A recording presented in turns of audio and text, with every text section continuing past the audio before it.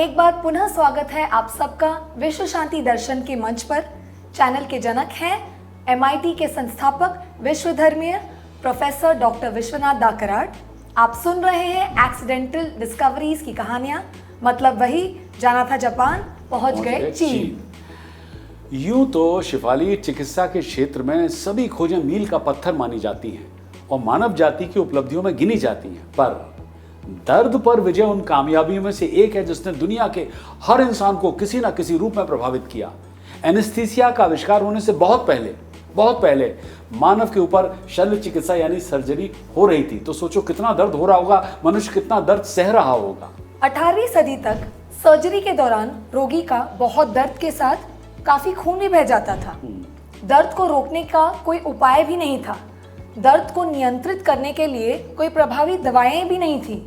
हाँ, कभी कभी अफीम का उपयोग किया जाता था, मगर वो भी पर्याप्त शक्तिशाली नहीं थी।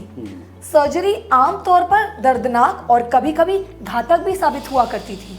और शिफाली, कभी कभी तो सर्जरी से पहले रोगियों के सिर पर इतनी जोर से प्रहार किया जाता था, चोट की जाती थी कि वो बेहोश हो जाते थे और होश में आने से पहले जितनी जल्दी उनकी सर्जरी हो जाए उतना ही बेटर है। लेकिन दुर्भाग्यपूर्ण रोगी सर्जरी समाप्त होने से पहले कभी कभी तो जाग जाते थे और कभी कभी ऐसा होता था कि रोगी हमेशा के लिए उस चोट के कारण सो जाते थे। कल्पना कीजिए कि यह सब कुछ कितना दर्दनाक रहा होगा। हम भाग्यशाली हैं जो हम इस दौर में पैदा हुए हैं। तो फिर मनुष्य ने ऐसे कौन सी चीज को खोज निकाला जिसने सर्जरी आसान बना दिया? एनेस्थीसिया। हाँ, एनेस्थीसिया, यस। एनेस्थीसिया सर्जरी से पहले एक गैस या दवाओं का इंजेक्शन है जो मानव के शरीर को अस्थायी रूप से दर्द के प्रति संवेदनशील और चेतना खोने में मदद करता है, यानी आप आउट हो जाते हैं सिंपल शब्दों में।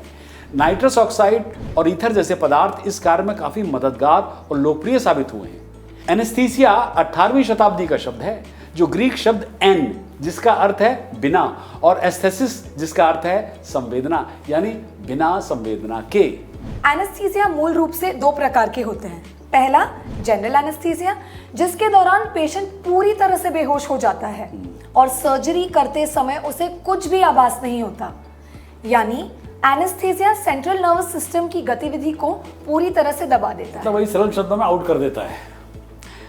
एनीवे, दूसरा लोकल एनेस्थीसिया जिसका उपयोग शरीर के एक विशिष्ट भाग पर किया जाता है और ये उस क्षेत्र में तंत्रिकाओं या नर्व्स के जो इंपल्स के आवागमन है उसे रोक देता है। और परिणाम स्वरूप ये होता है कि शल्य क्रिया के समय रोगी को उस स्थान पर दर्द महसूस ही नहीं होता है जहां मामूली सर्जरी जैसे टांके आदि लगाने हो। इवन दांत निकालने डेंटिस्ट के यहाँ भी लोकल एनेस्थीसिया का इस्तेमाल करते हैं। तो हम एनेस्थीसिया की खोज के लिए किसे धन्यवाद दें? किसे दोगी?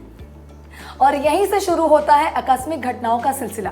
ये बात है 1799 की। British chemist sir Humphry Davy अपनी लैब में गैसों के व्यवहार की स्टडी कर रहे थे। इसी दौरान उन्होंने नाइट्रस ऑक्साइड को सूंघ लिया और पाया कि गैसों ने उनके ब्रेन को लाइट कर दिया था और उनकी नसों में एक अजीब सी सनसनी छा गई थी।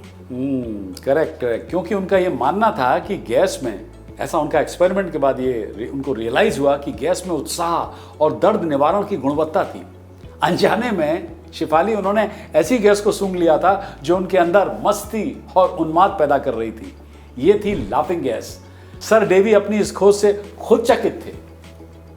उन्होंने उस दौर के celebrity poet Samuel Taylor Coleridge सहित अपने करीबी दोस्तों पर इसका प्रयोग करना शुरू कर दिया। उन्होंने ये भी सुझाव दिया कि लाफिंग गैस का सुन्न करने वाला प्रभाव होता है और दर्द को कम करने के लिए सर्जरी में इसका इस्तेमाल भी किया जा सकता है। करेक्ट। हालांकि इस विचार को चिकित्सा विज्ञान में एक सामान्य रूप से अपनाने में और शल्य क्रिया में इसका इस्तेमाल करने में, यानी गैस का, काफी समय लगा। और फिर 30 मार्च 1842 को एक अमेरिकन सर्जन और फार्मासिस्ट क्रॉफर्ड डब्ल्यू लॉन्ग ने एक मरीज की गर्दन से एक ट्यूमर को हटाने के लिए सर्जरी में एनेस्थेटिक के रूप में ईथर और इस गैस का इस्तेमाल किया। उन्होंने पता लगाया कि इसका वही प्रभाव था जो नाइट्रस ऑक्साइड का रोगियों पर पड़ता था। प्रयोग सफल रहा क्योंकि सर्जरी के दौरान मरीज को किसी तरह का दर्द नहीं महसूस हुआ। इतना ही नहीं, 1845 में उनके बच्चे के जन्म के दौरान उन्होंने अपनी पत्नी कैरोलाइन स्वेन को आसान डिलीवरी के लिए ईथर इनहेल करवाया। मतलब उन्होंने अपनी पत्नी को गिनी पिग बना दिया। एनीवे, धीरे धीरे डॉक्टर लॉन्ग ईथर का उपयोग सर्जरी के दौरान करने लगे। उन्होंने ईथर के उपयोग को बढ़ावा भी दिया। डॉक्टर लॉन्ग से एक ही गलती हुई कि उन्होंने अपनी इस खोज का लंबे समय तक पेटेंट दायर नहीं किया। परिणाम स्वरूप ईथर विवाद के कारण उन्हें इसका कोई उचित श्रेय भी नहीं मिला। और फिर 16 अक्टूबर 1846 को विलियम थॉमस ग्रीन मॉर्टन और हिप्पी लेस्ली ने ईथर एनेस्थीसिया का उपयोग करते हुए अमेरिका के मैसाचुसेट्स हॉस्पिटल में पहला लाइव डेमोन्स्ट्रेशन किया और एक मरीज की गर्दन से ट्यूमर को लोगों के सामने निकाल दिया। बड़ी बात थी। अच्छा, आप डालते हैं एक नजर एनेस्थीसिया की खोज के आगे के इतिहास पर। विलियम थॉमस ग्रीन मॉर्टन, जैसा तुमने बताया, उन्होंने हार्वर्ड मेडिकल स्कूल में एक लेक्चर के दौरान एक एनेस्थेटिक के रूप में ईथर के उपयोग को सीखा, कैसे किया जाता है उसका उपयोग, और फिर मेडिकल स्कूल छोड़कर उन्होंने डेंटिस्ट के रूप में काम शुरू किया। उन्होंने दांत निकालने में ईथर का सफलतापूर्वक उपयोग किया, more like anaesthesia. Of course तब तक ईथर एनेस्थीसिया जैसा नहीं था। इससे उन्हें पब्लिसिटी मिली, जिसने हार्वर्ड यूनिवर्सिटी में सर्जरी के प्रोफेसर हेनरी जेकब बिगलो का ध्यान आकर्षित किया।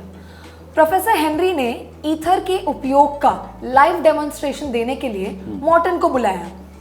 इस सफलता के बाद मॉर्टन ने ईथर के लिए पेटेंट दायर किया, जिसे उन्होंने लिथियो का नाम दिया। जिस ऑपरेशन थिएटर में शेफाली मॉर्टन ने अपना प्रदर्शन किया था, उसे फिर ईथर डोम कहा जाने लगा।